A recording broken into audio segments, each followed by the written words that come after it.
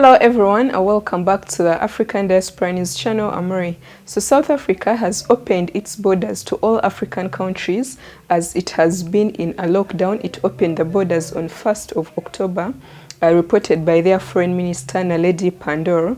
So she said, we are easing the lockdown and opening borders, but they also said they're going to keep restrictions on high-risk countries, and which are 50 of them, with a list of very many of them.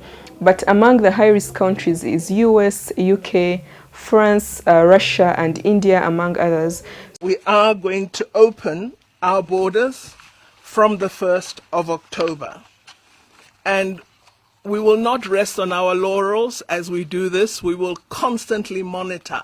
We've agreed that we will gradually open our borders and ports of entry for international travelers, primarily in the first instance for business and some leisure travel. We've had to look at the World Health Organization criteria for determining which countries may be in what the World Health Organization terms a high-risk category, or medium or low risks. And we've then agreed that countries that significantly are above the level of South Africa's infection and death rates, those countries will remain determined by us as high-risk countries. Those that fall within the South African or below the South African domain would be medium, and then far below is low risk. Those airports are OR Tambo International Airport, Cape Town International, and King Shaka International, right? So all airlines arriving must be at those three.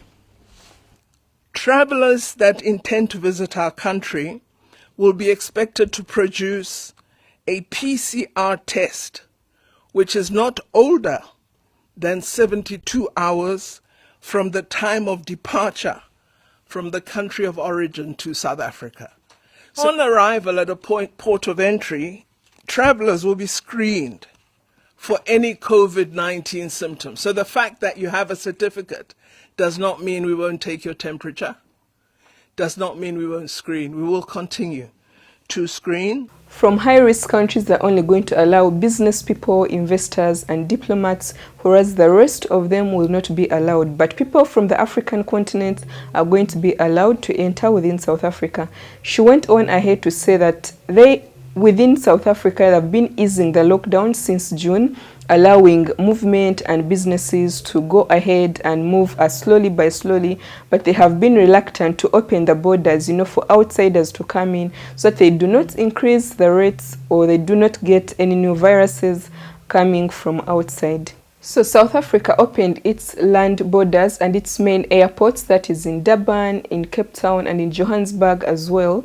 But it also added that for anyone who wants to come in, they have to present a negative test of COVID-19 that has been tested in the last 72 hours before departure, and also be tested again at arrival on the airport. In addition to that, the passengers will have to install a COVID-19 tracing application on their smartphone so they can keep being traced as they are into the country.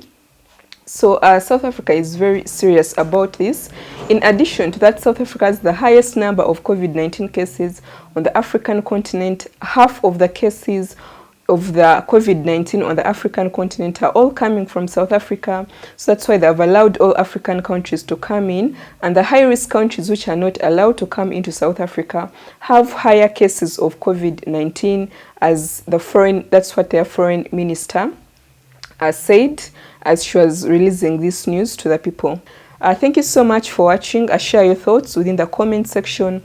Follow me on my YouTube channel. Check it out. It's called Ray Kembabazi. The link is on top of the comment section. My Twitter and Instagram as well at Ray Kembabazi. All the links are on top of the comment section, and see you on the next story. Bye.